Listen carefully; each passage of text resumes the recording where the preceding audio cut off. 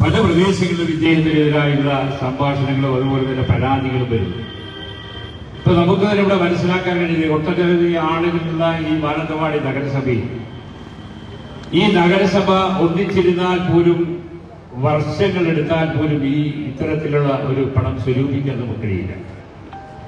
അതിലൂടെ മഹല്ല് കമ്മിറ്റി കൂടിയാലും വയനാട്ടിലെ മുഴുവൻ മഹല്ല് കമ്മിറ്റികൾ ഒന്നിച്ചിരുന്നാൽ പോലും ഇത്രയും ചുരുങ്ങിയ സമയം കൊണ്ട് ഈ പണം നമുക്ക് സ്വരൂപിക്കാൻ കഴിയില്ല എന്ന കാര്യത്തിൽ യാതൊരുവിധ തർക്കവുമില്ല. അല്ലാഹുവിന്റെ അപാരമായ കാരുണ്യം കൊണ്ട് ആ കാരുണ്യം ഫിറോസ് കുന്നംപറമ്പ് വഴി നമ്മുടെ നാട്ടിലേക്ക് വരികയും അദ്ദേഹത്തിന്റെ നിസ്തുലമായ നിസ്വാർത്ഥമായ പ്രവർത്തനത്തിന്റെ ഫലമായി അല്ലാഹു ആ ഫണ്ട് നമുക്ക് സ്വരൂപിച്ചു തന്നിരിക്കുകയാണ്. ഇനി ഈ ഫണ്ട് വിനിയോഗിക്കേണ്ട ആ രോഗികൾക്ക് അവർക്ക് വേണ്ടതായ പഞ്ച അതുപോലെയുള്ള ബാക്കിയുള്ള എല്ലാ മാസങ്ങളോളം ഇതിന് ചികിത്സ നടത്തേണ്ടി വരും. അത് ബാംഗ്ലൂരിലുള്ള ഒരു ഹോസ്പിറ്റലിൽ വെച്ചാണ് ഇതിന്റെ ചികിത്സ നടക്കുന്നത്. ആ ചികിത്സ നല്ല രീതിയിലായി ആ കുഞ്ഞു മക്കൾ നമ്മുടെ മാനന്തവാടിയിലെ മദ്രസയിൽ മറ്റുള്ള വിദ്യാർത്ഥികളോടൊപ്പം അവർ പഠിക്കുന്ന സ്കൂളുകളിലെ മറ്റുള്ള വിദ്യാർത്ഥികളോടൊപ്പം അവർ സാധാരണ വരാറുള്ള നമ്മുടെ പള്ളികളിൽ സുസ്മേരമകരായി ആരോഗ്യത്തോടുകൂടി വരവാനുള്ള സാഹചര്യം അല്ലാഹു ഒരുക്കട്ടെ എന്നെല്ലാവരും പ്രാർത്ഥിക്കുക. നമ്മളും ആ പ്രാർത്ഥനയുണ്ട്. അതിലുപരിയായി ഇത്തരത്തിലുള്ള ജീവകാരുണ്യ പ്രവർത്തനങ്ങൾ നടത്തുന്നതിന് വേണ്ടി ബഹുമാനപ്പെട്ട ഫിറോസ് കുന്നംപറമ്പിന് ആയുരാരോഗ്യത്തോടുകൂടെ ദീർഘായുസ് അല്ലാഹു പ്രദാനം ചെയ്യട്ടെ എന്ന് ആത്മാർത്ഥമായി പ്രാർത്ഥിച്ചുകൊണ്ടും അദ്ദേഹത്തിന് 1000 നന്ദി മാനന്തവാടി മഹല്ല് കമ്മിറ്റിക്ക് വേണ്ടി പ്രത്യേകമായി ഇവിടെ അർപ്പിച്ചുകൊണ്ട് ഞാൻ എൻ്റെ വാക്കുകൾ ഉപസംഹരിക്കുന്നു. അടുത്തതായിട്ട് നിങ്ങളുടെ ആശംസ പറയുന്നത് മാനന്തവാടി നഗരസഭയിലെ വിദ്യാഭ്യാസ standing committee chairman advocate Sindhu സെബാസ്റ്റ്യനാണ്. അവരെ ഈ വേദിയിലേക്ക് ക്ഷണിക്കുന്നു.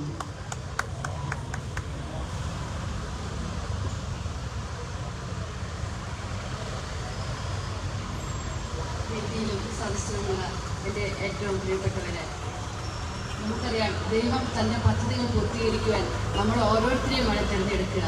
നമ്മളാരും പലപ്പോഴും അത് വിളി തിരിച്ചറിയുന്നില്ല. എന്നാൽ ദൈവത്തിൻ്റെ വിളി തിരിച്ചറിഞ്ഞ് അതിനനുസരിച്ച് ഉത്തരം കൊടുത്ത ദൈവദൂതൻ തന്നെയാണ് നമ്മോടൊപ്പം ഇരിക്കുന്ന ഫിറോസ് കുന്നംപറമ്പിൽ എന്ന് ഇന്ന് എനിക്ക് ഒരു സംശയവുമില്ലാതെ പറയാൻ കഴിയും. വേദനിക്കുന്നവരുടെ കണ്ണീരൊപ്പം നമുക്ക് എല്ലാവർക്കും ആഗ്രഹമുണ്ടാകും. പലപ്പോഴും കേൾക്കുമ്പോൾ നമുക്ക് എന്തെങ്കിലുമൊക്കെ ചെയ്യണമെന്ന് തോന്നും എന്നല്ലാതെ പലപ്പോഴും അടുത്ത സ്റ്റെപ്പ് വെക്കാൻ, ഒരു സ്റ്റെപ്പ് വെച്ചാൽ രണ്ടാമത്തെ സ്റ്റെപ്പ് വെക്കാൻ പലപ്പോഴും നമുക്ക് കഴിയാറില്ല. നമ്മുടെ സാഹചര്യങ്ങൾ പലതും നമ്മളെ പിന്നോട്ട് വലിക്കും. എന്നാൽ എന്തെല്ലാം പ്രതിസന്ധികൾ ഉണ്ടായാലും എന്തെല്ലാം കല്ലേറുകൾ കിട്ടിയാലും അദ്ദേഹം ഒരു മടിയും കൂടാതെ ഇപ്പോഴും അദ്ദേഹത്തിന്റെ പ്രവർത്തനങ്ങൾ തുടർന്നുകൊണ്ടേയിരിക്കുന്നു. അതിൽ നമുക്ക് അഭിമാനിക്കാൻ, നമുക്ക് സന്തോഷിക്കാം. ദൈവം അദ്ദേഹത്തിന് അതിനുള്ള ആയുസ്സും ആരോഗ്യവും പ്രവർത്തനത്തിലുള്ള ശക്തിയും നൽകട്ടെ എന്ന് നമുക്ക് പ്രാർത്ഥിക്കാം. അതോടൊപ്പം തന്നെ ഈ കമ്മിറ്റിയിലെ ഒരു അംഗം എന്ന നിലയിൽ തുടക്കകാലം മുതൽ ഇതോടൊപ്പം പ്രവർത്തിച്ചു നിന്ന അസീസ്കേനെയും മാർഗരറ്റ് ചേച്ചിനെയും അംഗൻവാടി ടീച്ചറായ ശാന്ത ടീച്ചറെയും പ്രത്യേകിച്ച് റഷീദ് ദിലാംബരെയും എല്ലാവരുടെയും പേരെടുത്ത് പറയുന്നില്ല, എല്ലാവരെയും ഈ അവസരത്തിൽ നന്ദിയോടെ ഓർക്കുന്നു. അതോടൊപ്പം നമുക്ക് ഈ പൈസ 70 ലക്ഷം രൂപ 80 ലക്ഷം രൂപ അയച്ചു തന്ന 10 രൂപയായും 100 രൂപയായും ലക്ഷങ്ങളായിട്ടും 10,000-ങ്ങളായിട്ടും ഒക്കെ അയച്ചു തന്ന ഓരോ വ്യക്തികളെയും ഈ അവസരത്തിൽ നന്ദിയോടെ നമുക്ക് സ്മരിക്കാം. അതോടൊപ്പം തന്നെ അവർക്ക് വേണ്ടി നമുക്ക് പ്രാർത്ഥിക്കാം. അതോടൊപ്പം തന്നെ നമ്മുടെ ഈ ഓപ്പറേഷൻ നടത്തുന്ന കുട്ടികൾ എത്രയും വേഗം അവരുടെ ഓപ്പറേഷൻ എല്ലാം നടത്തി ആരോഗ്യത്തോടെ തിരിച്ചെത്താൻ ദൈവം അനുഗ്രഹിക്കട്ടെ എന്ന് പ്രാർത്ഥിച്ചുകൊണ്ട് ഒരിക്കൽ കൂടി ഫിറോസ് കുന്നംപറമ്പിലിന് ഹൃദയത്തിൽ നിന്ന് നന്ദി പറഞ്ഞുകൊണ്ട് എൻ്റെ വാക്കുകൾ അവസാനിപ്പിക്കുന്നു. നന്ദി, നമസ്കാരം.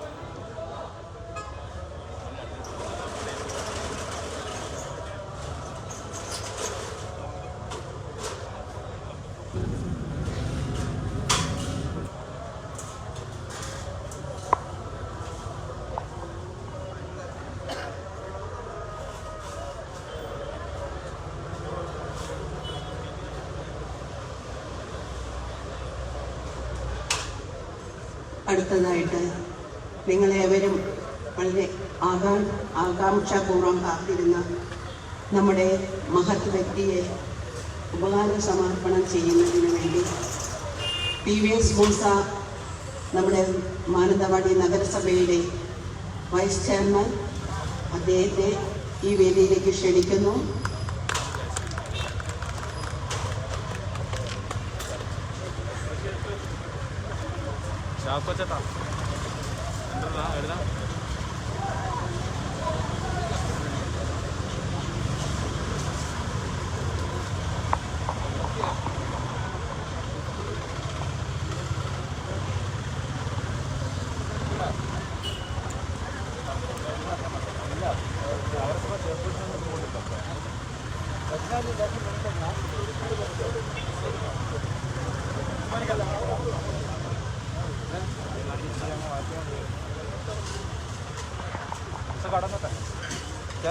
ചെയർമാൻ്റെ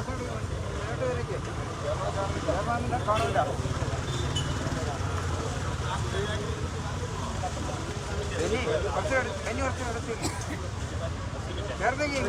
ചെയർപേഴ്സനെ കുറച്ച് മുന്നിൽ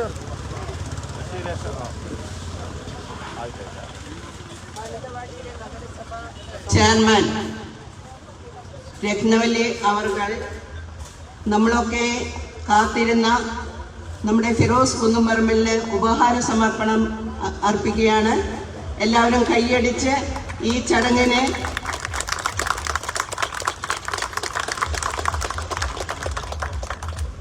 അടുത്തതായിട്ട് വൈസ് ചെയർമാൻ മൂസ സാഹിബാണ് ഉപഹാര സമർപ്പണം നടത്തുന്നത്. നമ്മുടെ ആസിം വെളിമണ്ണ കൊച്ച് അനുജനാണ് അദ്ദേഹം ഉപഹാരം സമർപ്പിക്കുന്നത്.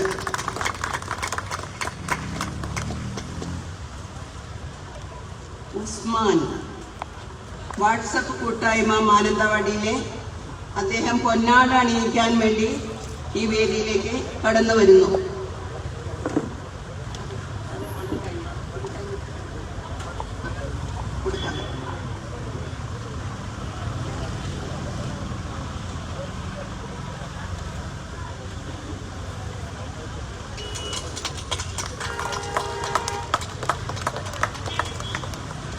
രണ്ട് ഉപഹാര സമർപ്പണം കൂടി നമുക്ക് നടത്താനുണ്ട്. നമ്മളൊക്കെ വളരെയധികം ഈ ഫണ്ടിന് വേണ്ടി ഓടി നടന്നപ്പോൾ നമ്മുടെ മനസ്സിൽ അവസാനം വന്ന ഒരു പേരാണ് റഷീദ് നീലാംബരി. ഇത്രയും വലിയ ചടങ്ങ് നടക്കുമ്പോൾ അദ്ദേഹത്തെ അവിസ്മരിച്ചുകൊണ്ട് നമുക്ക് ചടങ്ങ് നടത്താൻ സാധിക്കില്ല. അദ്ദേഹമാണ് ഫിറോസ് കുന്നുംപറമ്പിലെ നമുക്ക് പരിചയപ്പെടുത്തി തന്നത്. അദ്ദേഹത്തെ മൊമെന്റോ കൊടുക്കാൻ വേണ്ടിയിട്ട് അദ്ദേഹത്തിന് മൊമെന്റോ കൊടുക്കുന്നത് ജേക്കബ് മാഷാണ്. നമ്മുടെ മാനന്തവാടി നഗരസഭയുടെ ജേക്കബ് മാഷിനെ ഈ മഹനീയ ചടങ്ങ് നിർവഹിക്കാൻ ഈ വേദിയിലേക്ക് ക്ഷണിക്കുന്നു.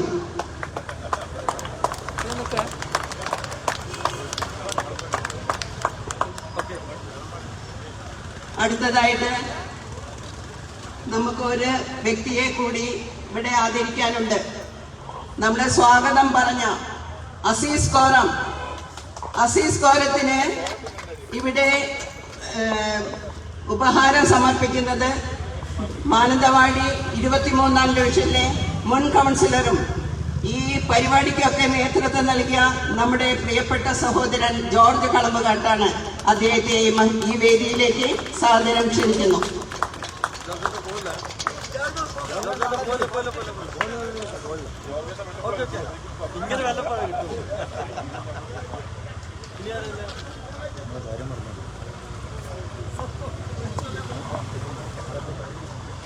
ഷാജി മാനന്തവാടി അദ്ദേഹത്തെ പൊന്നാട അണിയിക്കാൻ വേണ്ടി ഈ വേദിയിലേക്ക് ക്ഷണിക്കുന്നു. ചാരിറ്റി പ്രവർത്തകരാണ്.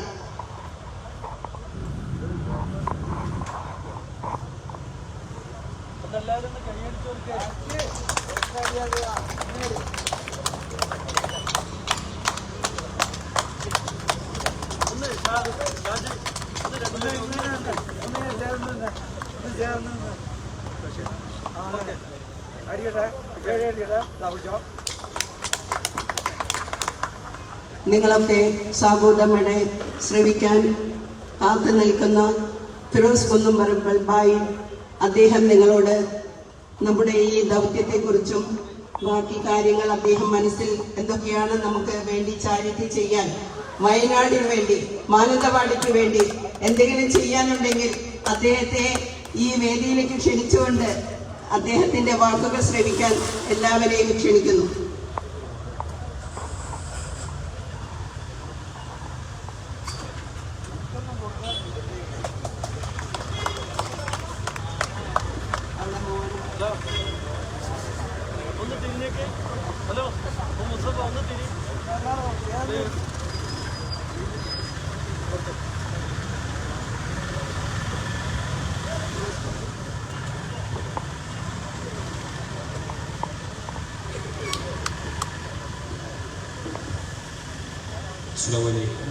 എല്ലാവർക്കും ബഹുമാനപ്പെട്ട അധ്യക്ഷൻ, ഈ വേദിയുടെ ഉദ്ഘാടന കർമ്മം നിർവഹിച്ച മാനന്തവാടി നഗരസഭയുടെ ചെയർപേഴ്സൺ ശ്രീമതി രത്നവതി, വേദിയിലും സദസ്സിലുമുള്ള ബഹുമാന്യ വ്യക്തിത്വങ്ങളെ, സഹോദരി സഹോദരന്മാരെ, നിങ്ങളുടെ നാട്ടിലെ മച്ച മാറ്റി വെക്കേണ്ട 2 കുട്ടികൾക്ക് നമ്മളെല്ലാവരും കൂടി ചേർന്ന് അവരുടെ ചികിത്സയ്ക്ക് വേണ്ടിയുള്ള ഫണ്ട് കണ്ടെത്തിയതിന്റെ പേരിൽ ഈ നാട് നൽകിയ ഒരാദരവ് ആണ് ഞാനിവിടെ സ്വീകരിച്ചത്. ഇത്രയെങ്കിലും ആളുകള് ഈ പരിപാടിക്ക് എത്തിയത് തന്നെ വലിയ കാര്യമാണ്, അല്ലേ? കാരണം അത്രത്തോളം നശിച്ച ഒരു കാലത്താണ് ഞാൻ നിങ്ങളൊക്കെ ജീവിക്കുന്നത്, അല്ലേ? ഇതൊക്കെ ആർക്കും വേണ്ടാത്ത കാര്യങ്ങളാണ്, ഒരാൾക്കും വേണ്ടാത്ത കാര്യങ്ങളാണ് ഇതൊക്കെ. എവിടെയൊക്കെയോ മനസ്സിന്റെ ഒരു മൂലയിൽ കുറച്ചെങ്കിലും നന്മയുള്ള കുറച്ച് ആളുകള് ഇങ്ങനെ കൂടിച്ചേരുന്നത് കൊണ്ട് കുറേ പാവങ്ങൾ രക്ഷപ്പെട്ടു പോകും, അത്ര മാത്രമേ ഉള്ളൂ. നേരെ മറിച്ച് വല്ല മമ്മൂട്ടിയോ മോഹൻലാലോ അതല്ലെങ്കിൽ മറ്റാരെങ്കിലും ഒക്കെ വരുന്ന വേദികളാണെങ്കിൽ, അതല്ലെങ്കിൽ നല്ല പാട്ടുകാരെ ഇവിടെ കൊണ്ട് ഇറക്കിയിട്ട് വലിയ ഗാനമേള നടത്തുന്ന വേദികളാണെങ്കിൽ ഒരുപക്ഷെ ലക്ഷക്കണക്കിന് ആളുകൾ നിറഞ്ഞു കവിഞ്ഞൊഴുകുന്ന ഒരു വേദിയായിട്ട് ഇത് മാറും. കാരണം ആളുകളൊക്കെ ഇന്ന് അവനവന്റെ സുഖത്തിന്റെയും സൗകര്യങ്ങളുടെയും പുറകെയാണ്. മറ്റുള്ളവന്റെ വേദനകളും വിഷമങ്ങളും മനസ്സിലാക്കുന്ന ഒരു കാലഘട്ടമൊക്കെ ഇങ്ങനെ മാറി മാറി പോവാ. അതിന്റെ ഏറ്റവും വലിയ ഒരു ഉദാഹരണങ്ങളാണ് നമ്മുടെ നാടുകളിൽ ഓരോ ഭാഗങ്ങളിലും ഉയർന്നുകൊണ്ടിരിക്കുന്ന അനാഥ അഗതി മന്ദിരങ്ങളും വൃദ്ധസദനങ്ങളൊക്കെ, അല്ലെ? വളർത്തി വലുതാക്കിയ മക്കള് അവർക്ക് അവരുടെ സൗകര്യത്തിന് ജീവിക്കാൻ വേണ്ടി അച്ഛനെയും അമ്മയെയും വൃദ്ധസദനത്തിൽ കൊണ്ടാക്കി മാസം ശമ്പളം കൊടുത്തിട്ട് അച്ഛനെയും അമ്മയെയും നോക്കാൻ ഒരു മാസം 15,000 രൂപയാണെങ്കിൽ ആ 15,000 രൂപ ആ സ്ഥാപനത്തിൽ കൊണ്ടുകൊടുത്ത് അച്ഛനെയും അമ്മയും അവിടെ ആക്കിയിട്ട് അവന്റെ ഭാര്യയെയും മക്കളുടെ ഒപ്പം സുഖിച്ച് ജീവിക്കുന്ന ഒരു കാലഘട്ടത്തിലാണ് ഞാൻ നിങ്ങളൊക്കെ ജീവിക്കുന്നത്. അത്രപോലും അച്ഛനോടും അമ്മയോടും കരുണ കാണിക്കാത്ത, സ്നേഹം കാണിക്കാത്ത മക്കളുള്ള ഈ കാലഘട്ടത്തില് എങ്ങനെയാണ് നമ്മുടെ തൊട്ടടുത്തുള്ള നമ്മുടെ സഹോദരങ്ങളോട് കരുണ കാണിക്കാൻ ഈ മനുഷ്യരെ കൊണ്ട് സാധിക്കില്ല. അതാ ഞാൻ പറയുന്നത്, മനസ്സിനകത്ത് കുറച്ചെങ്കിലും നന്മയുള്ള കുറച്ചാളുകളെങ്കിലും ഈ ഭൂമിയിൽ ജീവിച്ചിരിക്കുന്നത് കൊണ്ട് മാത്രമാണ് ഈ പാവങ്ങളൊക്കെ രക്ഷപ്പെട്ടു പോകുന്നത്, അല്ലേ? ഞാനിവിടെ വരുന്ന വഴിക്ക്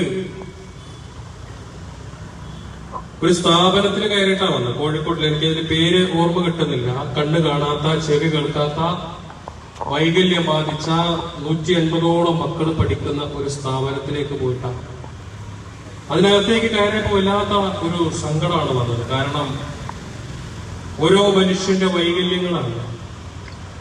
നമുക്ക് കിട്ടിയ അനുഗ്രഹങ്ങള്, നമുക്ക് കിട്ടിയ സൗകര്യങ്ങള് നമുക്ക് ചിന്തിക്കാൻ നമ്മുടെ മുന്നിൽ തന്നെ വലിയൊരു ഉദാഹരണമുണ്ട്. അസീം വെളിമണ്ണ അസീം വെളിമണ്ണയെ ആദരിക്കാൻ വേണ്ടി ആ മൊമ്മന്റെ എടുത്തു കൊടുത്തപ്പോ അത് ഏറ്റുവാങ്ങിക്കാൻ അസീം വെളിമണ്ണയ്ക്ക് കൈകളില്ല, അല്ലേ? അത് വാങ്ങിക്കാൻ അസീം വെളിമണ്ണ ഇവിടെ നിന്നത് ഒരു കാലിലാണ്, മറ്റേ കാല് ഉയർത്തിപ്പിടിച്ചുകൊണ്ടാണ്. പക്ഷേ ആ കുറവുകളെയും അതിജീവിച്ച് അസീം വെളിമണ്ണ ഇന്ന് ഈ വേദിയിലെത്താനുണ്ടായ കാരണം അവന്റെ മനസ്സിന്റെ ധൈര്യമാണ്. എന്റെ കുറവുകളെ അതിജീവിച്ചും ഞാൻ മുന്നോട്ട് പോകും. അസീം പറഞ്ഞതെന്താ? എന്റെ കയ്യിൽ പൈസ ഇല്ല, പക്ഷെ എനിക്ക് ഒരുപാട് പാവങ്ങളെ സഹായിക്കണം എന്നുള്ള ആഗ്രഹം, അല്ലെ? അസീം പറഞ്ഞ വാക്കുകളതാ. പക്ഷേ അസീമിന്റെ അതേ അവസ്ഥയിൽ ജീവിക്കുന്ന എത്രയോ കുട്ടികൾ നമുക്കിടയിലുണ്ട്. അവരുടെയൊക്കെ അച്ഛന്റെയും അമ്മയുടെ അടുത്തൊക്കെ പോയാൽ ഒരുപക്ഷെ അവർക്ക് പറയാനുള്ളത് ഒരുപാട് വിഷമങ്ങളുള്ള കാര്യങ്ങളാണ്. ആ കുട്ടികളെ കാണിച്ചിട്ട് അവര് പറയുന്ന സങ്കടങ്ങൾ ദൈവമൊന്നുമില്ല, അതൊക്കെ വെറുതെയാണ്. കാരണം ഇത്രമാത്രം ദുരിതം അനുഭവിക്കാൻ, ഇത്രമാത്രം സങ്കടങ്ങൾ ഞങ്ങൾക്ക് തന്നില്ലേ, ദൈവം ഉണ്ടെങ്കിൽ ഞങ്ങൾക്കത് തരുമെന്ന് ചോദിക്കും, അല്ലേ? പക്ഷേ ഈ ചെറിയ ലോകത്ത് നമുക്ക് തന്നിരിക്കുന്ന ചെറിയ ചെറിയ പരീക്ഷണങ്ങളാണ്. ഈ പരീക്ഷണങ്ങളെ അതിജീവിക്കാൻ സാധിക്കണം. നല്ല ഈമാനുള്ള ആളാണ് അസീമിന്റെ ഉപ്പ. അതുകൊണ്ടാണ് ആ ഒരു വിശ്വാസം മുറുകെ പിടിച്ചുകൊണ്ട് ആ മകന് ആത്മവിശ്വാസം നൽകിക്കൊണ്ട് അവരിങ്ങനെ മുന്നോട്ട് പോയിക്കൊണ്ടിരിക്കുന്നത്. അത്തരത്തിലുള്ള ആത്മവിശ്വാസം ആർജിച്ചെടുത്ത് നമുക്ക് എല്ലാവർക്കും മുന്നോട്ട് പോകാൻ സാധിക്കണം എന്നുള്ളതാണ്. ഈ പരീക്ഷണങ്ങളെയൊക്കെ അതിജീവിക്കാൻ നമ്മളെ കൊണ്ട് സാധിക്കും. നമ്മുടെ കുറവുകളെ നമുക്ക് അതിജീവിക്കാൻ സാധിക്കും. അതിന്റെ ഏറ്റവും വലിയ ഉദാഹരണമല്ലേ അസ്? പരീക്ഷണങ്ങളെ അതിജീവിക്കാൻ സാധിക്കും, അതിന്റെ ഉദാഹരണമല്ല അസ്. പക്ഷേ ഇന്നലെ രാവിലെ ഞാന് വല്ലാത്തൊരു വിഷമം തോന്നിയൊരു കാഴ്ചയായിരുന്നു. രാവിലെ ഒരാള് വീട്ടിലേക്ക് വന്നു. അദ്ദേഹം പറഞ്ഞ എക്സ് മിലിറ്ററി ആണ്, എന്റെ കാലിൽ പാമ്പ് കടിച്ചതായിരുന്നു. എന്തുകൊണ്ട് അദ്ദേഹത്തിന്റെ കാല് കാണിച്ചു തന്നു. കാല് മുഴുവൻ പഴുത്തളഞ്ഞ് മുറിച്ചു മാറ്റേണ്ട ഒരു ലെവലിലാണ്. എന്റെ അടുത്ത് വന്നിരുന്ന കുറെ സങ്കടങ്ങളൊക്കെ പറഞ്ഞു. എന്റെ കയ്യിൽ കാര്യമായിട്ട് പൈസ ഒന്നും ഉണ്ടായിരുന്നില്ല. ഞാൻ ഉള്ളതിനെ നുള്ളിപ്പെറുക്കി അദ്ദേഹത്തിന്റെ കയ്യിൽ കൊടുത്തു സങ്കടം കണ്ടപ്പോൾ. അങ്ങനെ അദ്ദേഹം അതും വാങ്ങി പുറത്തേക്ക് പോയി. കുറച്ചു നേരം കഴിഞ്ഞപ്പോ പുറത്ത് ഭയങ്കര ശബ്ദം കേട്ടപ്പോ ഞാനിങ്ങനെ പതുക്കെ ഗേറ്റിന്റെ അവിടെ നിന്ന് ഇങ്ങനെ നോക്കിയപ്പോ അദ്ദേഹത്തിന്റെ സുഹൃത്തുക്കളായ രണ്ടുപേര് ബൈക്കിൽ ഇങ്ങനെ വന്ന് ഇവരെ കണ്ടപ്പോ ഇവരങ്ങോട്ടും ഇങ്ങോട്ടും അവരുടെ സൗഹൃദങ്ങൾ പങ്കുവെച്ചതാണ്. ആ സൗഹൃദങ്ങൾ പങ്കുവെക്കുന്നതിന്റെ ഇടയില് ഞാൻ കേട്ടൊരു കാര്യം എന്താണെന്ന് വെച്ചാൽ, നമുക്കൊരു അര വാങ്ങിയിട്ട് രണ്ടാക്കാം, ഒരു ബീഫ് വാങ്ങിക്കാനുള്ള പൈസയുണ്ട് എന്ന് പറഞ്ഞു. അപ്പോ എനിക്കത് കേട്ടപ്പോ വല്ലാത്തൊരു സങ്കടം തോന്നി. കാരണം കാലിലെ പഴുപ്പ് മുറിയുടെ വേദനയും സഹിക്കാൻ വയ്യ എന്ന് പറഞ്ഞു വന്ന ഒരു വ്യക്തി ആ സഹായം കൊണ്ട് അദ്ദേഹം ഉദ്ദേശിച്ചത് മറ്റു രീതിക്കാണ്. അപ്പൊ ഇവരിങ്ങനെയുള്ള കമ്പനിയെ കണ്ടപ്പോണ്ടായ ഒരു മകളാണ്. അപ്പോ എന്റെ വീട്ടില് അനാഫാത്തിമയുടെ, അതായത് നമ്മള് ലിവർ ട്രാൻസ്പ്ലാന്റ് ചെയ്തു കൊടുത്ത ഒരു കുട്ടിയുടെ ഒപ്പുണ്ടായിരുന്നു. അദ്ദേഹം എന്റെ അടുത്ത് വന്നിട്ട് ഒരു ചെയ്തത് ശരിയായില്ലല്ലേ ചോദിച്ചു. ഞാൻ പറഞ്ഞില്ല, എന്റെ മനസ്സിലെ നെയ്യത്ത് കറക്റ്റാണ്, ഞാൻ ചികിത്സയ്ക്ക് കൊടുത്തത്, ബാക്കി അയാളും പഠിച്ചവനും തമ്മിലായി, അതെനിക്ക് അറിയേണ്ട ആവശ്യമില്ല എന്നും പറഞ്ഞ് ഞാൻ ഇങ്ങോട്ടേക്ക് വന്നു. പല രീതിയിലുള്ള മനുഷ്യനാണ്. അപ്പോ ഈ കാലഘട്ടത്തില് നല്ലതും കെട്ടതും തിരിച്ചറിയാനും നെല്ലും പലതും തിരിച്ചറിയാനൊക്കെ ഭയങ്കര പ്രയാസമാണ്. ഞാൻ അതാണ് പറഞ്ഞത്, നശിച്ച കാലാണ്. ഈ കാലഘട്ടത്തിൽ നന്മ പറ്റാത്ത കുറച്ച് ആളുകൾ ഉള്ളതാണ് നമ്മുടെയൊക്കെ ഭാഗ്യം. അതുകൊണ്ടാണ് ആ രണ്ട് കുട്ടികളുടെ കാര്യം പറഞ്ഞപ്പോ ഒരു 4 ദിവസം കൊണ്ട് ഞാൻ അതിലൊന്നുമല്ല, ഇവിടെ എന്നെ ഇരുത്തിയിട്ട് ഒരുപാട് അങ്ങോട്ട് എങ്ങനെ പുകഴ്ത്തി പറയുന്നുണ്ടായിരുന്നു. ജോസ് കുന്നപ്പറമ്പിൽ അങ്ങനെ എങ്ങനെയെന്നൊക്കെ. അത് കേൾക്കുമ്പോ എനിക്ക് മനസ്സിൽ വല്ലാത്തൊരു എന്താ പറയാ, ഒരു അർഹിക്കാത്തതെന്നോ എനിക്ക് തരുന്നത് പോലെയുള്ള ഒരു ഫീലാണ് എനിക്കുണ്ടായത്. സത്യത്തില് ഞാൻ ചെയ്യുന്ന എല്ലാ പ്രവർത്തനങ്ങളുടെയും അർഹതപ്പെട്ട ആളുകൾ ഇതിലേക്ക് സഹായിക്കുന്ന വ്യക്തികളാണ്. ഞാനൊന്നുമല്ല. ഇതിനു മുമ്പ് എന്നെ ആദരിച്ച എന്റെ ഗ്രൂപ്പിലെ എന്റെ പ്രിയപ്പെട്ട സഹോദരൻ, അവരൊക്കെ ഷെയർ ചെയ്തിട്ടാണ് ഇതിനകത്ത് പൈസ വന്നത്. റഷീദ് നിലാമനെ പോലെയുള്ള ഒരു വ്യക്തി, അദ്ദേഹം പറഞ്ഞത് കൊണ്ടാണ് എനിക്ക് വീഡിയോ ചെയ്യാൻ പറ്റിയത്. അസീസ് ഖാനെ പോലുള്ള, അസീസൊക്കെ ഈ വീഡിയോ ലോകത്തിന്റെ ഏതൊക്കെ ഭാഗത്തുള്ള KMCCയുടെ ഗ്രൂപ്പുകളിലേക്കും മറ്റും എത്തിക്കാൻ സാധിക്കും. അവിടേക്കൊക്കെ അങ്ങോട്ട് മാക്സിമം ചെയ്തു കൊടുത്തിട്ടുണ്ട്. ആദരിക്കപ്പെടേണ്ട വ്യക്തികൾ അവരൊക്കെയാണ്, അല്ലേ? അപ്പൊ ഇതുപോലെ ആയിരക്കണക്കിന് ആളുകളുടെ വലിയ അധ്വാനത്തിന്റെ ഫലമാണ് ഈ 80 ലക്ഷം രൂപയോളം വന്നത്. പണ്ടൊക്കെ ഇതുപോലുള്ള സംഖ്യകൾ കണ്ടെത്തണമെങ്കിൽ ഒരു ബക്കറ്റ് എടുത്ത് കടകളിലൂടെ നടന്ന് പിരിച്ച് വീടുകളിൽ കയറി റെസീറ്റ് അടിച്ച് പിരിച്ച് പത്രത്തിന് പരസ്യം കൊടുത്ത് മാസങ്ങളോളം പിരിച്ചാൽ കിട്ടുന്ന സംഖ്യ ചിലപ്പോ ഇത്ര പോലും ഉണ്ടാവില്ല. പക്ഷേ അതിന്റെ ഇന്നത്തെ കാലഘട്ടത്തിലെ ഏറ്റവും സ്പീഡായിട്ടുള്ള മറ്റൊരു വേർഷനാണ്. അത്രയേ ഉള്ളൂ സോഷ്യൽ മീഡിയകൾ കളക്ട് ചെയ്യാം. പണ്ട് കുറെ ആളുകൾ ഒരു ഓഫീസിലിരുന്ന് 10 ആൾ കൂടി ഒരു ബക്കറ്റ് എടുത്ത് ഇങ്ങനെ നടന്ന് അധ്വാനിച്ച് പിരിക്കുന്നതിന് പകരം ഇന്ന് സോഷ്യൽ മീഡിയയിലൂടെ എന്നിട്ട് അവന്റെ വിഷമങ്ങൾ പറയാ, അക്കൗണ്ട് നമ്പർ വെക്കുക, പൈസ വെക്കുക. അതിന്റെ മറ്റൊരു രൂപം വളരെ സിമ്പിൾ ആയിട്ട് ചെയ്യാൻ കഴിയുന്നുണ്ട്. അവിടെയും കുറെ ആളുകൾ ബക്കറ്റ് എടുത്ത് പിരിക്കുമ്പോൾ പല ആളുകളും കൊടുക്കുന്നതിലൂടെയാണ് സംഘടിപ്പിക്കുന്നത്. ഇവിടെയും ലക്ഷക്കണക്കിന് ആളുകൾ കൊടുക്കുന്നതിലൂടെയാണ് സംഘടിപ്പിക്കുക. അതിനകത്ത് എന്നെ പോലെയുള്ള ആളുകൾക്ക് ഒരു നിമിത്തമായി മാറുന്നു എന്നുള്ളതിൽ. അതുകൊണ്ട് തന്നെ ഈ ആദരവും ഈ അംഗീകാരങ്ങളൊക്കെ യഥാർത്ഥത്തിൽ കിട്ടേണ്ടത് ഇതിലേക്ക് സഹായിക്കുന്ന ആളുകൾക്കാണ്. ഞാൻ ഇതിനൊരു നിമിത്തം മാത്രമാണ്. തികച്ചും ഞാനിതിന് അർഹനല്ല. ഞാൻ അവിടെ നിൽക്കുമ്പോൾ എന്റെ മനസ്സിലേക്ക് തോന്നിയതാണ്. ഇങ്ങനെ പറയുമ്പോൾ എനിക്ക് എന്തോ ഒരു തോന്നിയിട്ടുണ്ടായിരുന്നു. എന്താണെങ്കിലും ആ സഹായിച്ച എല്ലാവർക്കും വേണ്ടി ഈ ആദരവ് ഞാൻ ഏറ്റുവാങ്ങുകയാണ്. അത്രേ എനിക്കതിൽ പറയാൻ കഴിയുള്ളൂ. കാരണം ഇത് നിങ്ങളെല്ലാവരും കൂടി ചേർന്നിട്ടുള്ള ഒരു വിജയമാണ്. ഈ ഫണ്ട് കളക്ഷനൊക്കെ നിങ്ങൾ നൽകിയത് കൊണ്ട് തന്നെയാണ്. എനിക്ക് നിങ്ങളോടൊക്കെ വ്യക്തമായിട്ട് പറയാനുള്ള ഒരു കാര്യം, ഇത്തരത്തിൽ നന്മ ചെയ്യുന്ന ആളുകളെ സപ്പോർട്ട് ചെയ്യാനും പ്രോത്സാഹിപ്പിക്കാനും നിങ്ങൾക്ക് തയ്യാറാവണമെന്നാണ്. റഷീദ് നിലാംബരിയെ പോലെയുള്ള എത്രയോ ജീവകാരുണ്യ പ്രവർത്തകർ നിങ്ങളുടെ നാട്ടിലുണ്ട്. ഇത്തരം ആളുകളെ മുൻനിരയിലേക്ക് കൊണ്ടുവരാനും അവരുടെ ബന്ധങ്ങളും വിശ്വസ്തതയും നിങ്ങൾക്ക് വേണ്ടി ഉപയോഗപ്പെടുത്താനും സാധിക്കണം. വയനാട്ടിലെ കുട്ടിക്ക് വീഡിയോ ചെയ്യാൻ ഫിറോസ് കുന്നപ്പറമ്പിൽ എന്തിനാ ഫേസ്ബുക്കും തൂക്കി പിടിച്ച് കെട്ടിക്ക് വരണം? അതിന്റെ ആവശ്യം എന്താ? അതിന്റെ ആവശ്യമൊന്നും ഇവിടെ ഇല്ലല്ലോ. ഉണ്ടോ? ഫേസ്ബുക്ക് എന്ന് പറയുന്ന സാധനം ഞാനും നിങ്ങൾ എല്ലാവരും ഉപയോഗിക്കുന്ന ഒന്നാണ്. നമ്മളെല്ലാവരും ഉപയോഗിക്കുന്ന ഒന്നാണ്. ആ സാധനത്തെ കൃത്യമായിട്ട് ഉപയോഗപ്പെടുത്താൻ കഴിയുന്ന രീതിയിലേക്ക് അതിനെ നമ്മൾ മാറ്റിയെടുക്കണം. അത്രയേ ഉള്ളൂ. കണ്ണൂരിലെ ഒരു കുട്ടിക്ക് 48 കോടി രൂപ പിരിച്ചെടുത്തത് ഒരു ചാരിറ്റിക്കാരനല്ല, ഒരു സാധാരണ മനുഷ്യൻ. അദ്ദേഹം ആ കുട്ടിയുടെ വിഷമം വന്ന് പറഞ്ഞു. ആ കുട്ടിയുടെ സഹോദരി എന്റെ അനിയനെയെങ്കിലും രക്ഷപ്പെടുത്തണമെന്ന് കരഞ്ഞു പറഞ്ഞപ്പോ കേരളത്തിന്റെ മനസ്സൊന്ന് അലിഞ്ഞു. എല്ലാവരും സഹായിച്ചു. 48 കോടി രൂപ അതിൽ വന്നു. അല്ലേ? ഇത്രയേ ഉള്ളൂ. ഇതിന് ഒരു ചാരിറ്റി പ്രവർത്തകനും ചുരം കയറി വയനാട്ടിലേക്ക് വരേണ്ട ആവശ്യമില്ല. നിങ്ങൾക്കൊക്കെ ഇത് ചെയ്യാവുന്ന ഒരു കാര്യമാണ്. ഞാൻ എന്നും പറയാറുണ്ട്, ഇത് നിങ്ങളെ കൊണ്ട് സാധിക്കും. പക്ഷേ മുറ്റത്തെ കൊല്ലക്ക് മണമില്ല എന്നുള്ളൊരു ചെല്ലാണ്. അത് പൊതുവെ അങ്ങനെയാണ്. നമ്മുടെ നാട്ടിൽ അങ്ങനത്തെ ആളുകളുണ്ടെങ്കിൽ അവരെ അംഗീകരിക്കാനും ചേർത്ത് പിടിക്കാനൊക്കെ ഭയങ്കര മടിയാണ്. റഷീദ് നീലാംബരിയോ അത് എന്തപ്പോ അല്ലെ റഷീദ അങ്ങനെ പേര് ചോദിച്ചിട്ട് ഇതിപ്പോ എന്തപ്പോ ഉള്ളത് എന്ന് പറയും. നേരെ മറിച്ച് റഷീദൊക്കെ ഒന്ന് ചുരം ഇറങ്ങിയിട്ട് ഞങ്ങളുടെ നാട്ടിലേക്ക് വന്നാൽ പൊക്കി കൊണ്ടുപോകാൻ ആൾക്കാരുണ്ട്. അപ്പോ നിങ്ങളുടെ നാട്ടിലുള്ള ഇത്തരത്തിലുള്ള ആളുകളെ നിങ്ങൾ നല്ല രീതിയിൽ പരിഗണിക്കുക എന്നുള്ളതാണ്. അദ്ദേഹത്തെ പരിഗണിക്കുക, ഇത്തരം ആളുകൾക്ക് നല്ല വേദികൾ കൊടുക്കുക, അവർക്ക് കൊടുക്കാൻ കഴിയുന്ന രീതിയിലേക്കുള്ള സന്തോഷങ്ങളും അതുപോലെ തന്നെ അംഗീകാരങ്ങളും നിങ്ങൾ കൊടുത്ത് നിങ്ങളെ കൊണ്ട് ആ രീതിക്കൊക്കെ നിങ്ങൾ ചെയ്യണം. കാരണം അവരൊക്കെയാണ് ഭാവിയിൽ നമുക്ക് എന്തെങ്കിലുമൊക്കെ ഒരു ആപത്ത് വരുമ്പോൾ അതിനെ ചേർത്ത് പിടിക്കാൻ ഉണ്ടാവുള്ളൂ. അല്ലെ? സന്തോഷത്തിൽ എല്ലാവരെയും കിട്ടും. അങ്ങനല്ലേ? നമുക്ക് സങ്കടം വരുമ്പോഴാണ് നമ്മുടെ ദൈവത്തെ ഓർക്കുള്ളൂ. വല്ലാത്ത വിഷമങ്ങൾ വരുമ്പോ, വല്ലാത്ത സങ്കടം വരുമ്പോ പഠിച്ചവനെ വിളിക്കും. പഠിച്ചവനെ എനിക്ക് മാത്രം എന്താണ് ഇങ്ങനെ അവസ്ഥ, എന്നെ മാത്രം എന്താണ് ഇങ്ങനെ പരീക്ഷിക്കുന്നത്, എനിക്ക് മാത്രം എന്താണ് ഇങ്ങനെ വേദന എന്ന് പഠിച്ചവനോട് കരഞ്ഞ് പ്രാർത്ഥിക്കും. എന്നാൽ അവന്റെ കൈകളിലേക്ക് ഒരുപാട് സമ്പാദ്യം വന്നാല്, അവർക്ക് സൗകര്യങ്ങൾ വന്നു തുടങ്ങിയാൽ പിന്നെ അവൻ പഠിച്ചവനെ മറന്നു. പിന്നെ കുടുംബക്കാരെ വിളിക്കുന്നു, കൂട്ടുകാരെ വിളിക്കുന്നു, ബന്ധുക്കളെ വിളിക്കുന്നു. പിന്നെ വേറെ പോക്കാണ്. അല്ലെ?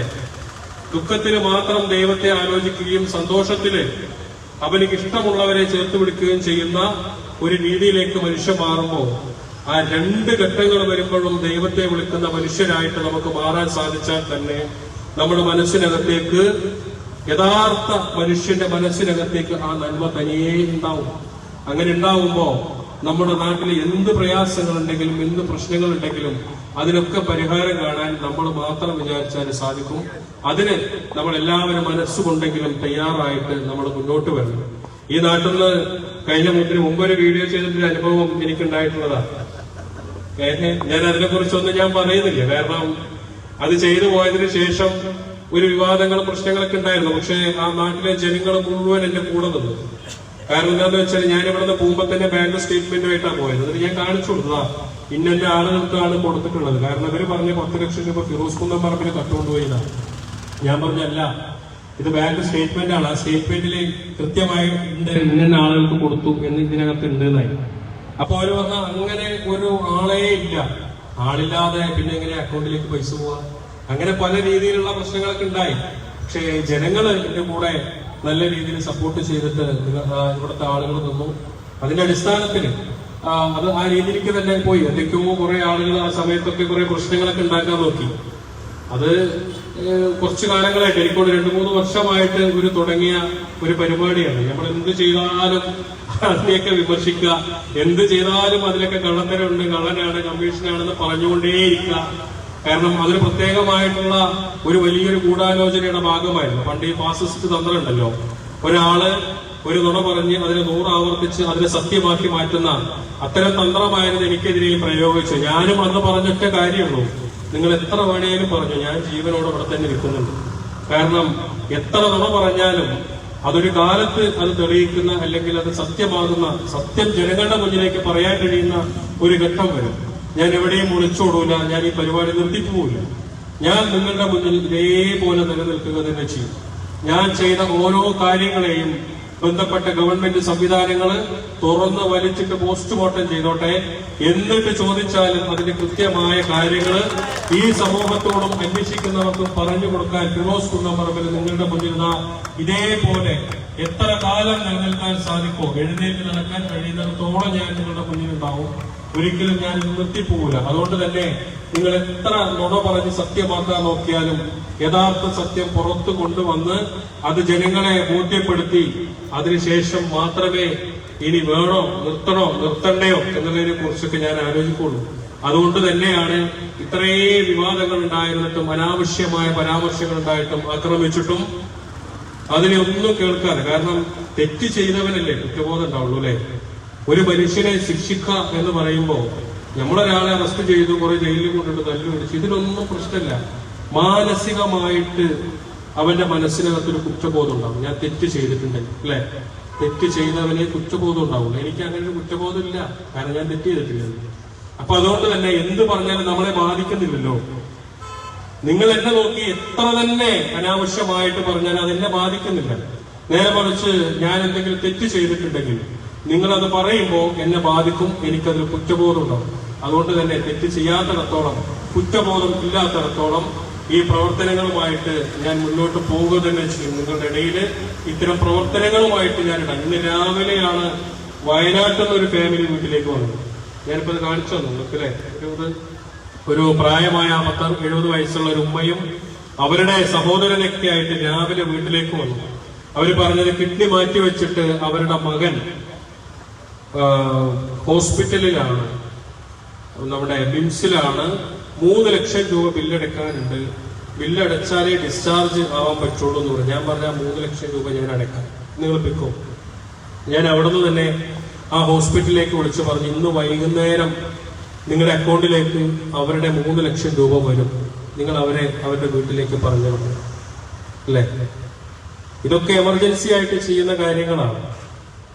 ഇതൊക്കെ ഒരുപാട് റിസ്ക് എടുത്ത് ചെയ്യുന്ന കാര്യങ്ങളാണ്. കയ്യിൽ പൈസ ഉണ്ടായിട്ടല്ലേ, പക്ഷെ അവന്റെ വിഷമങ്ങൾ നമ്മൾ ഏറ്റെടുത്ത് ചെയ്യുന്നതാണ്.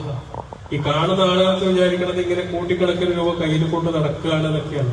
ഇതൊക്കെ ഒരു വിശ്വാസമാണ്, നമുക്ക് അത് ചെയ്തു കൊടുക്കാൻ സാധിക്കുന്നത് ഒരു വിശ്വാസം. ഞാനിവിടെ വരുമ്പോ, ഈ വീഡിയോ ചെയ്യാൻ വരുമ്പോ ഞാൻ അസീസ് ഖാനെ എവിടെ അസീസ് ഖാൻ ചോദിച്ചപ്പോ എന്റെ അടുത്ത് നീലാമ്പനോട് അസീസ് ഖാൻ വലിയ ഒരു ബാധ്യതയുള്ള ഒരു കേസ് ഏറ്റെടുത്തിട്ട് ഇങ്ങനെ ഓട്ടിക്കൊണ്ട് നടക്കുകയാണ്. അതൊരു വിശ്വാസമാണ്. അസീസ് ഖാന്റെ മേലെ നിങ്ങൾ ഏൽപ്പിച്ച ഒരു വിശ്വാസം അല്ലെ, അർപ്പിച്ചൊരു വിശ്വാസം. കാരണം അസീസ് ഖാൻ ഇടപെട്ടാൽ ആ കാര്യം തന്നെ. അസീസ് ഖാൻ കാര്യത്തിൽ മാത്രമല്ല, അസീസ് ഖാൻ ചെയ്യുന്ന കാര്യങ്ങള് വയനാടിനോട് വിളിച്ചു പറയുകയാണെങ്കിൽ ഒരുപക്ഷെ വയനാട് മാത്രമല്ല കേരളം തന്നെ അത്ഭുതപ്പെട്ടു പോകുന്ന വലിയ രീതിയിലുള്ള ചാരിറ്റി പ്രവർത്തനങ്ങളും വലിയ രീതിയിലുള്ള സഹായങ്ങളും ചെയ്യുന്ന വലിയ മനുഷ്യനാണ്. പക്ഷേ അദ്ദേഹത്തിന്റെ ചാരിറ്റി പ്രവർത്തനം അത് അദ്ദേഹത്തിന്റെ വിശ്വാസത്തിന്റെ ഒരു ഭാഗമായിട്ട് ചെയ്യുന്നത് ആരോടും പറയാതെ അത് നല്ല രീതിയിൽ അതങ്ങനെ ചെയ്തു പോവാന്നുള്ളതാണ്.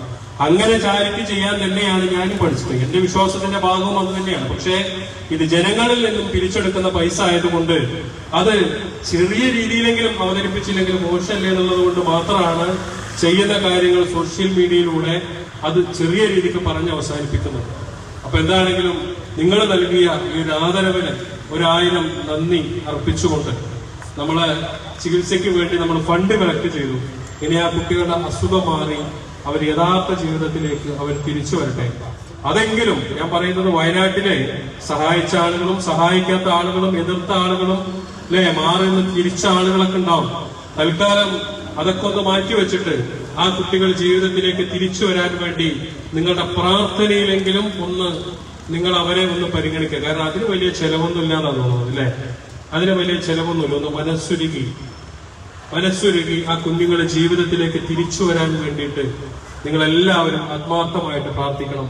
ഞങ്ങളുടെ എല്ലാവരുടെ പ്രാർത്ഥനയിലും അതുണ്ടാവും. കാരണം ഈ ചുരം കയറി വന്നത് എന്റെ ആരുമല്ല, എനിക്ക് അവരുമായിട്ടൊരു ബന്ധമില്ല, ഞാൻ ഇതിന് മുൻപ് അവരെ കണ്ടിട്ടില്ല.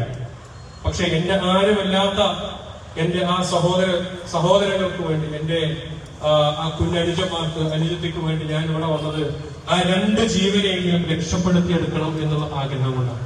അപ്പൊ അതുകൊണ്ട് തന്നെ പണത്തിനൊന്നും ഒരു കാര്യമില്ല, പൈസ ഉണ്ടായിട്ടുള്ള കാര്യങ്ങൾ അല്ലേ? പട്ടിക്കാട്, പെരിന്തൽമണ്ണ പട്ടിക്കാട്ടിലെ ഒരു കുട്ടിക്ക് വേണ്ടി നമ്മൾ വീഡിയോ ചെയ്തതിന് 2 ദിവസം കൊണ്ട് 1.5 കോടി രൂപ നമ്മൾ കളക്ട് ചെയ്തു.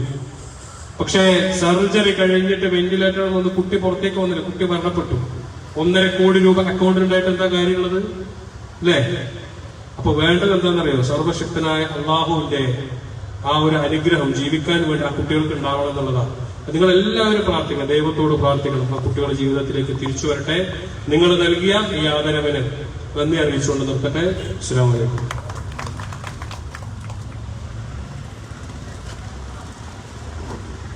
അടുത്തതായിട്ട് നമ്മുടെ പ്രോഗ്രാം തീരാൻ പോകുന്നു.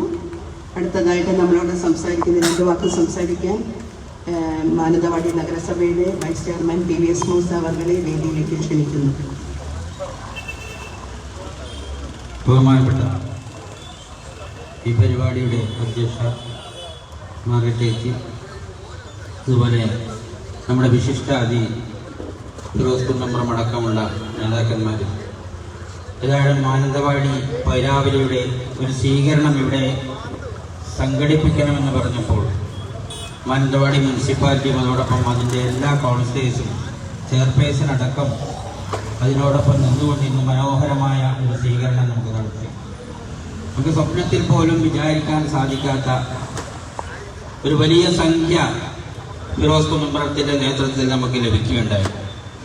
നമുക്കറിയാം, ഗവൺമെൻറ്റും അതോടൊപ്പം തന്നെ ലോക്കൽ ഗവൺമെൻറ്റൊക്കെ പെട്ടെന്ന് ഇത്തരം ഫണ്ടുകൾ നമുക്ക് കണ്ടെത്താൻ സാധിക്കില്ല. പക്ഷേ ഫിറോസിനെ പോലുള്ള ജീവകാരുണ്യ പ്രവർത്തനത്തിൽ ഈ കേരളക്കരയിൽ നമുക്കറിയാം, ഫിറോസും അതുപോലെ അബ്ദുൽ അസീസ് ഗോറോം, റഷീദ് അടക്കമുള്ള ഒരു ടീം നമുക്കറിയാം ഈ കേരളക്കരയിലുണ്ട്. അവർ വിചാരിച്ചാൽ ഇത്തരം കണ്ണീരൊപ്പാൻ നമുക്ക് 80 ലക്ഷം 100 മണിക്കൂർ തികയുന്നതിന് മുമ്പേ 80 ലക്ഷം നമ്മളിവിടെ സമാഹരിച്ചു കഴിഞ്ഞു. തീർച്ചയായും പൈരാവലിക്കും അതോടൊപ്പം തന്നെ മാനന്തവാടി മുനിസിപ്പാലിറ്റിയുടെ എല്ലാവിധ അഭിവാദ്യങ്ങളും നേർന്നുകൊണ്ട് നിർത്തുന്നുണ്ട്.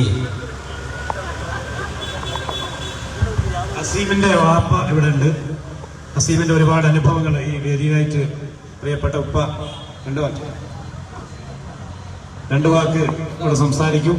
അതോടൊപ്പം തന്നെ നമ്മുടെ പ്രാർത്ഥനകളിലും നമ്മുടെ ചിന്തകളിലൊക്കെ തന്നെ കൈപ്പാണി ഇബ്രാഹിം, മാനന്തവാടി കണ്ട ഏറ്റവും വലിയ കാരുണ്യ പ്രവർത്തകൻ, കക്ഷിയോ രാഷ്ട്രീയോ ജാതിയോ നോക്കാതെ 40 വർഷക്കാലം ഒരു നാടിന് വേണ്ടി ഓടി നടന്ന് തളർന്ന് വീണ് പോയ പ്രിയപ്പെട്ട കൈപ്പാണി. മാനന്തവാടിയിലെ ഏത് നന്മയിലും കൈപ്പാണിയുടെ ഒരു വലിയ ഇടപെടലുണ്ടായിരുന്നു.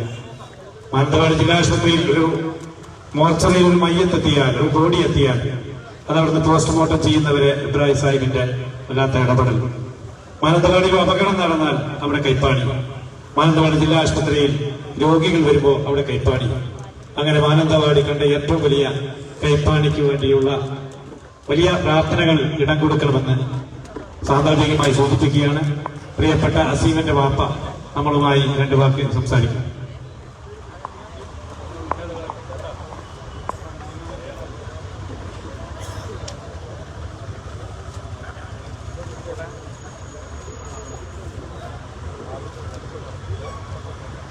പ്രിയമുള്ളവരെ, അവിചാരിതമായിട്ടാണ് എന്നെ വേദിയിലേക്ക് ക്ഷണിച്ചത്. ഇവിടെ നിങ്ങളെല്ലാം കൂടിയിരിക്കുന്നത് നമുക്കൊക്കെ പ്രിയങ്കരനായ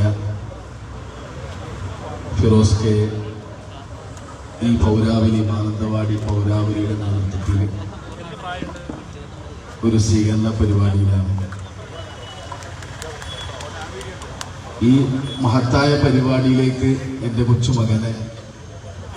മകനും ഒരു ആദരവുണ്ട് എന്ന് പറഞ്ഞപ്പോൾ അത് വലിയൊരു അഭിമാന മുഹൂർത്തമായിരുന്നു. കാരണം ഫിറോസ് കെയൊക്കെ ആദരിക്കുന്ന ഒരു വേദിയിൽ നമ്മളെ ഒരു കൊച്ചുമകനെയും ആചരിക്കുക എന്ന് പറയുമ്പോൾ അതൊക്കെ ജീവിതത്തിൽ അപൂർവമായി കിട്ടുന്ന ചില നിമിത്തങ്ങളും നിമിഷങ്ങളുമാണ്. പിന്നെ ആസിനെ പറ്റി പറയണ കൂടുതൽ എല്ലാവർക്കും അറിയാം. അവന്റെ ജീവിതം തന്നെ നമുക്ക് മുന്നിൽ ഒരു ചോദ്യചിഹ്നമായിരുന്നു. ഗർഭാവസ്ഥയിൽ 4-ാം മാസത്തിൽ തന്നെ ഡോക്ടർമാർ സ്കാനിങ്ങിലൂടെ പറഞ്ഞിരുന്നു, ഇങ്ങനത്തെ കുട്ടിയാണ്, ഒരുപാട് പ്രശ്നങ്ങളുണ്ട്, ജനിതക വൈകല്യങ്ങളുണ്ട്, അബോർട്ട് ചെയ്യണം എന്ന് അവരൊക്കെ ഒരുപാട് കമ്പൽസ് ചെയ്തിരുന്നു. പക്ഷെ നമ്മൾ തീരുമാനിക്കുന്നതല്ല, ദൈവനിശ്ചയങ്ങളുണ്ടല്ലോ ഓരോ സൃഷ്ടിപ്പിന് പിന്നിലും. അപ്പൊ അന്ന് എന്റെ മിടുക്കല്ല, അന്ന് സൃഷ്ടാവ് എന്റെ മനസ്സിൽ തോന്നിപ്പിച്ചു, ഈ പിഞ്ചു മകനെ കൊണ്ട് നാടിനും നാട്ടുകാർക്കും സമൂഹത്തിനും ഒരുപാട് കാര്യങ്ങൾ ചെയ്തു കൊടുക്കാനുണ്ട് എന്നുള്ള ദൈവനിശ്ചയം ഇതിന് പിന്നിലുണ്ടായിരുന്നു എന്ന് കാലം തെളിയിച്ചു. അതുകൊണ്ട് തന്നെ അന്ന് ഒരു പ്രതീക്ഷയില്ലാതെ, ഒരു സ്വപ്നം പോലും കാണാതെ സൃഷ്ടാവ് തന്ന കുഞ്ഞിനെ സ്വീകരിക്കണം എന്ന് മനസ്സിൽ സൃഷ്ടാവ് തോന്നിപ്പിച്ചു, സ്വീകരിച്ചു. ഒരുപാട് വർഷങ്ങൾ പ്രയാസങ്ങളുടെയും പ്രശ്നങ്ങളുടെയൊക്കെ ആയിരുന്നു. എങ്കിലും അവൻ അതെല്ലാം അകന്നു മാറ്റി സ്കൂൾ കലാലയത്തിലേക്ക് 3-ാം ക്ലാസ്സിലേക്ക് പോയി. തുടർന്ന് പഠിക്കാൻ ദൂരെ പോകേണ്ടി വന്നതുകൊണ്ട് അവൻ നാടിനു വേണ്ടി ശബ്ദിച്ചു. LP സ്കൂള്, 94 വർഷം പഴക്കമുള്ള ഗവൺമെന്റ് LP സ്കൂള്, ഉമ്മൻചാണ്ടി സാറിന്റെ ഒരു പ്രത്യേക മാനുഷിക പരിഗണനയാൽ അത് UP സ്കൂളായി ഉയർന്നു. ഇന്ന് 700ഓളം കുട്ടികൾ പഠിക്കുന്ന കോഴിക്കോട് ജില്ലയിലെ ഏറ്റവും നല്ല PTA അവാർഡ് കിട്ടിയ സ്കൂളായി മാറി. മാത്രമല്ല, ഈ അടുത്ത നിമിഷം കഴിഞ്ഞ ദിവസം ആ സ്കൂളിലെ 3 ക്ലാസ് മുറികൾക്ക് വേണ്ടി ഞങ്ങളുടെ MLA മുനീർ സാഹിബ് 50 ലക്ഷം ആസ്തിന് വേണ്ടി ആ സ്കൂളിന് വേണ്ടി അദ്ദേഹത്തിന്റെ ആസ്തി വികസന ഫണ്ടിൽ നിന്ന് ഡൊണേറ്റ് ചെയ്തു. മാത്രമല്ല, ഇപ്പൊ നെതർലാൻഡ് ആസ്ഥാനമായിട്ട് കിഡ്സ് റൈറ്റ് ഫൗണ്ടേഷന്റെ നോബൽ സമ്മർ പ്രൈസ്, കുട്ടികളുടെ നോബൽ പ്രൈസ് എന്നാണ് അതറിയപ്പെടുക. അപ്പൊ അത് 39 രാജ്യങ്ങളിൽ നിന്ന് 169 നോമിനേഷൻ, ഇന്ത്യ ഗവൺമെന്റ് നോമിനേഷൻ ചെയ്ത് കുട്ടികളടക്കം അതിലുണ്ട്.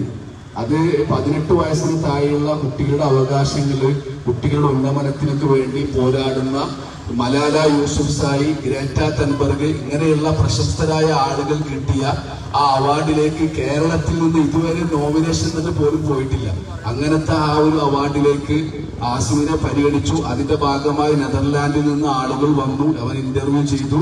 അപ്പൊ അങ്ങനെ ലോകത്തിന്റെ നെറുകെ എന്റെ ഒരു കൊച്ചുമോൻ, അന്ന് ഞങ്ങൾ ആ എടുത്ത തീരുമാനത്തിന്റെ ബഹിസ്ഫുരണമായി ഇന്ന് ലോകത്തിന്റെ മുന്നിൽ നമ്മുടെ കേരളത്തിന്റെ, ഇന്ത്യയുടെ അഭിമാനമായി എന്റെ കൊച്ചുമകന് മാറാൻ കഴിഞ്ഞിട്ടുണ്ടെങ്കിൽ അതൊക്കെ ദൈവനിശ്ചയങ്ങളാണ്. അപ്പൊ നമ്മളൊക്കെ എന്ത് പ്രയാസങ്ങളും പ്രശ്നങ്ങളും വന്നാലും ദൈവം കാരുണ്യവാനാണ്, അവൻ അതിന് പിന്നിൽ ഒരുപാട് രഹസ്യങ്ങൾ ഒളിപ്പിച്ചു വെച്ചിട്ടുണ്ടാകും എന്ന് മനസ്സിലാക്കി നമ്മളെല്ലാം തരണം ചെയ്ത് മുന്നേറിയ ലോകത്തിന്റെ നെറുകയിൽ എത്താൻ കഴിയും എന്നതിന്റെ ഏറ്റവും വലിയ ഒരു അനുഭവ പാഠമാണ് എന്റെ മകൻ. അപ്പൊ അതുകൊണ്ട് തന്നെ നിങ്ങൾക്കൊക്കെ നമ്മുടെ ജീവിതത്തിൽ എന്ത് പ്രയാസങ്ങൾ വന്നാലും നമുക്കതിന് പിന്നിൽ ഒരു കയറ്റത്തിന് പിന്നിൽ ഒരു ഇറക്കത്തിൽ കയറ്റത്തിന് ഒരു ഇറക്കമുണ്ട് എന്നുള്ള പോലെ, ഒരു പ്രയാസത്തിന് ഒരു എളുപ്പമുണ്ട് എന്നതുപോലെ നമ്മളൊക്കെ മനസ്സിലാക്കി മുന്നോട്ട് പോയാൽ നമുക്കും സമൂഹത്തിന് വേണ്ടി പലതും ചെയ്യാൻ കഴിയും. ഇനി അവന്റെ ഒരു ലക്ഷ്യം എന്ന് പറഞ്ഞാൽ അവന്റെ പേര് ആസിഫ് അലിമണ്ണ ഫൗണ്ടേഷൻ എന്ന ഒരു ഫൗണ്ടേഷൻ രൂപീകരിച്ച് കുട്ടികളുടെ അവകാശങ്ങൾ, പ്രത്യേകിച്ച് ഭിന്നശേഷി കുട്ടികളുടെ അവകാശങ്ങൾക്കൊക്കെ വേണ്ടി പ്രവർത്തിക്കുന്ന ഒരു സംഘടനയായിട്ട് മുന്നോട്ട് പോകാൻ ആഗ്രഹമുണ്ട്. അതിന് നിങ്ങളുടെയൊക്കെ പ്രാർത്ഥനയും പിന്തുണയും ഉണ്ടാവണമെന്ന് അറിയിച്ചുകൊണ്ട് ഈ മഹത്തായ പരിപാടിക്ക് എല്ലാവിധ ആശംസകളും നേർന്നുകൊണ്ട് നിർത്തുന്നു. ജയ് ഹിന്ദ്. നമ്മുടെ ചടങ്ങ് ഇവിടെ സമാപനം കുറിക്കുകയാണ്. നന്ദിയുടെ ഒരു വാക്ക് നന്ദി പറയാൻ വേണ്ടിയിട്ട് നമ്മുടെ ചാരിറ്റി പ്രവർത്തകനായ റഷീദ് നീലാംബരിയെ ഈ വേദിയിലേക്ക് ക്ഷണിക്കുന്നു. പ്രിയപ്പെട്ടവരെ, സമയം കൂടുതൽ കുറെ വഴുകിപ്പോയി. എന്നിരുന്നാലും ഈ പരിപാടിയിൽ പങ്കെടുത്ത ഫിറോസ് കുന്നംപറമ്പിൽ നഗരസഭാ ചെയർപേഴ്സൺ എല്ലാവർക്കും മറ്റൊരാൾക്ക് നന്ദി അർപ്പിക്കുന്നു. നന്ദി, നമസ്കാരം.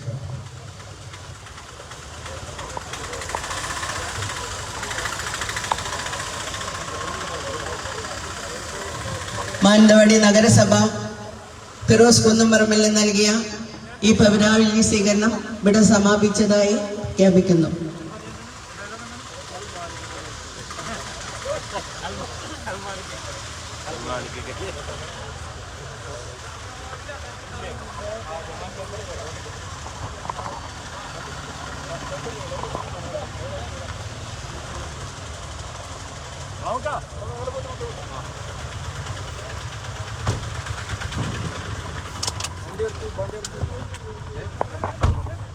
നമ്പർ